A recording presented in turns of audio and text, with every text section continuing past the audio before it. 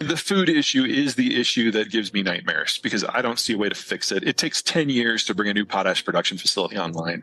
And the Canadians got started as soon as the war began back in March. Well, I mean, they started in March, the war started in February. But they're hoping they can speed it up and get meaningful replacement volumes up by 2029. We only had a disruption out of the Russian space for fertilizer production of about 1/3. And Mother Nature was very kind to us the world over. Most of the world's farmers had great weather all year long. And everyone had a fertilizer reserve. Well, the amount of stuff that is getting broken down in the Russian system is accelerating. Mother Nature is probably going to be her normal self next year. Yeah. The initial forecasts, especially for the Western Hemisphere, don't look great. And everyone has already used their reserves. So we should expect significant fertilizer shortages sometime in 2023. The country to watch is Brazil, because they're the world's largest fertilizer importer. And they're a big enough country that they've got the heft to get it. And if they start having problems, you know that there are dozens of smaller countries out there that are already in crisis point. So we'll probably see significant drops in agricultural output next year, especially in the second half of next year, which should suggest that we're going to have significant problems with food supply on a global scale in the months that follow. Sure. So greater NAFTA, US, Canada, Mexico is obviously at the top of the list. Colombia, Australia, Japan, and assuming they can get their head out of their ass, the Brits, are probably going to be part of the new network that works.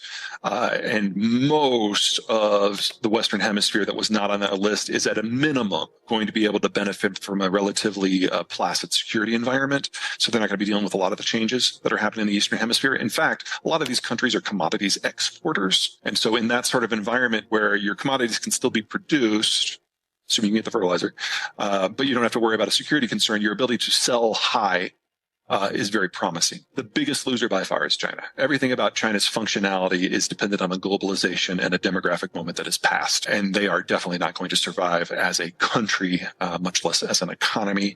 I think we're in the final decade of the European Union, because without that Russian energy, there is no German manufacturing model. And without the German manufacturing model, you don't have the money that is used to keep the EU in existence. So, I mean, what can you imagine what would happen with the Greek debt crisis if the Germans didn't have the capacity to write a check? That's the environment we're going to be in a few years. Add in terminal demographics, and parts of Europe can go their own way and be reasonably successful. Scandinavia, I'm very bullish on. France, I'm very bullish on, but the rest of it looks really, really dangerous. Wow. And then I am really concerned about sub-Saharan Africa and South Asia, because they import almost every speck of their potash and their phosphate and their nitrogen fertilizer. And their food importers on top of that. Now, that doesn't necessarily mean state failure. India is a great example of a country that can sustain a very high degree of chaos and just keep on chugging along.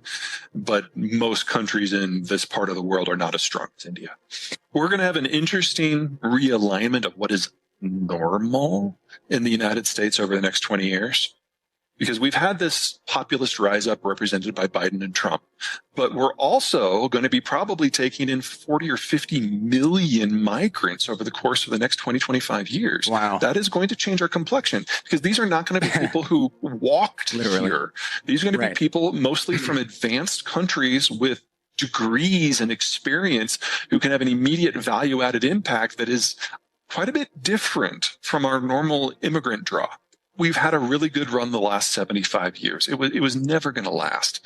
That doesn't necessarily mean it had to collapse in the way that it's going to, though. And it's going to be a rough ride. We have phosphate shortages because the Chinese are terrified about food shortages. So they've blocked all exports. That's going to last for at least the rest of this year, probably all of next year as well. We have a nitrogen fertilizer shortage because nitrogen fertilizer is synthesized from natural gas. We were already looking at high natural gas prices nearing record levels before the Russian invasion, and Russia is also the world's largest exporter. So a lot of fertilizer producers for nitrogen have already stopped operating in Europe because they can't afford the gas anymore. And then 40% of the world's potash comes from either Belarus or Russia, and that has now been stopped. Right. So we're looking at a chronic shortage globally of all three. And we know that means that a lot of poorer farmers around the world are not going to use fertilizer or not going to use enough.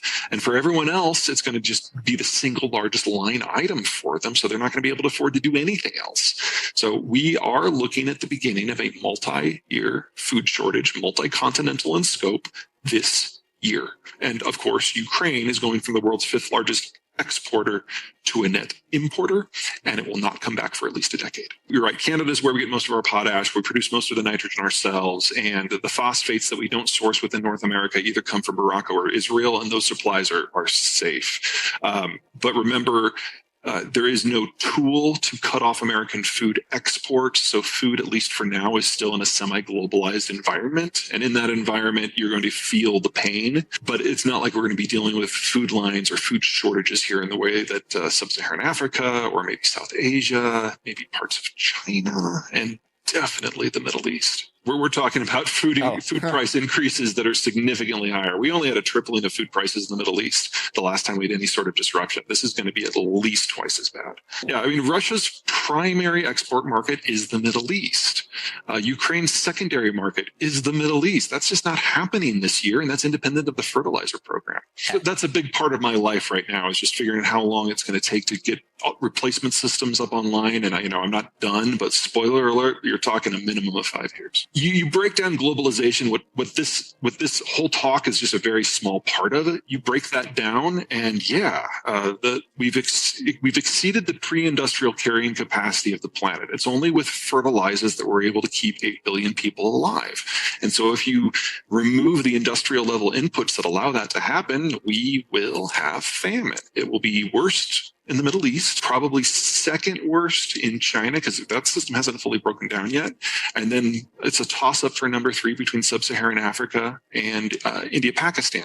And the only reason that India and Pakistan, I think, are going to come out of this okay is they're the first stop out of the Persian Gulf, so oil, natural gas, they're okay-ish. And they have, on multiple occasions, shown that if they just throw a bottomless supply of people at their agricultural sector, they can get sufficient production by substituting labor for fertilizer.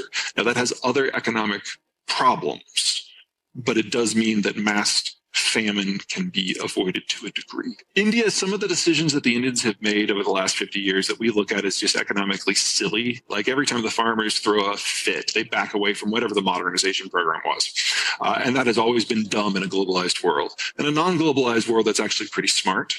I like to say that India has looked more or less like it has today since the time of the 5th century AD in the Hindu kingdoms. And nothing as small as the end of the world is going to change how India functions. This is just India.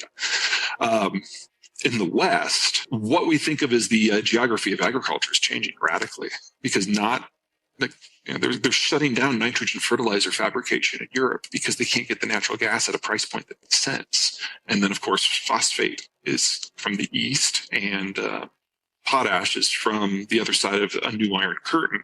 So you're looking at the European continent and all of the former European colonies having to radically overhaul how they even decide agriculture functions and how energy functions. And we're only in the very, very beginning of that unwinding.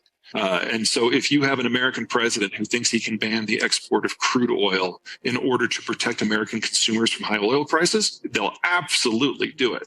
So we can have a floor on prices here of about 70 and a ceiling here of about 70, and a floor everywhere else is at least 150, probably closer to 200.